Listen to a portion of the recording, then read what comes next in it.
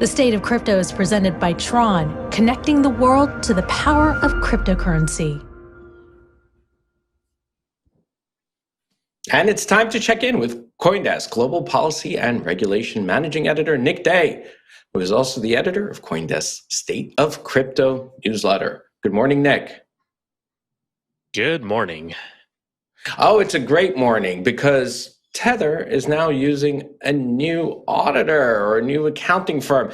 They seem to have had this fun thing a while ago where they switched accounting firms, which was barely anything because it seems like their old accounting firm or two accounting firms ago was in the same office as their last accounting firm, and probably the same people. They just put on a different hat or something.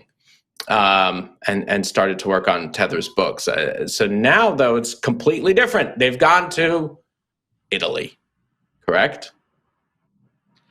Yeah, so Tether announced this morning that it's working with BDO Italia to publish its future attestation reports.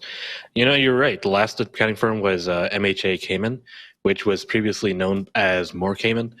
But, this move actually, I think, makes a lot of sense. As, our team reported, MHA Cayman was under investigation by authorities in the UK, or rather its parent company was under investigation by authorities in the UK. So this move, they're moving to an accounting firm that, as far as I know, is not under the same kind of investigation. There's no allegations of wrongdoing, so that's a step up. Tether has also said that it wants to move towards publishing monthly attestations, so we should start seeing more regular reports. Right now, they're just quarterly, so once every 3 months or so. And the company did say that this is another step on its way to get an audit, but there's still no details about when exactly that will happen or any day now. Where they are right now in the process. Any day now. Yeah. And Nick, earlier on the show, we had Minnesota Congressman Tom Emmer, and you've been speaking to several people in Washington, including congresspersons. One of the things that he said when we asked him a question about the upcoming midterms, and we said, what if, the Republicans take Congress, or the House at least, what happens then? What is one thing that you can say that will happen regarding crypto legislation? And he actually said that he expects the stablecoin legislation.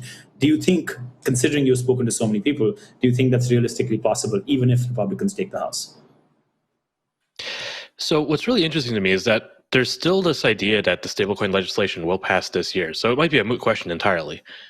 But if, the Republicans do take the House next year, which currently I think most of the polling suggests that this is more likely, anything's possible, right? I mean, if we do have a divided House and Senate, which again, that I think seems to be what the trend's looking toward right now, meaning Democrats have the Senate, Republicans have the House, then there's going to be a lot of gridlock, and crypto might be one of the few issues where you do have enough momentum that is bipartisan that you might be able to get some legislation through. But it's also going to depend on what the priorities are. The administration, I think, here is one of the beneficiaries in that they have, we've seen the executive order that U.S. President Joe Biden put out. We've seen the reports that the Treasury and Commerce departments are working on. So we know that this is an issue for them that they are focused on, and B, they're coming at this from hey, this is a thing, we want to make sure it's safe, but we're not here to ban it kind of viewpoint, which is, I think, something that will help them get more legislation through eventually. The question is just, what are they going to focus on? What are they going to prioritize?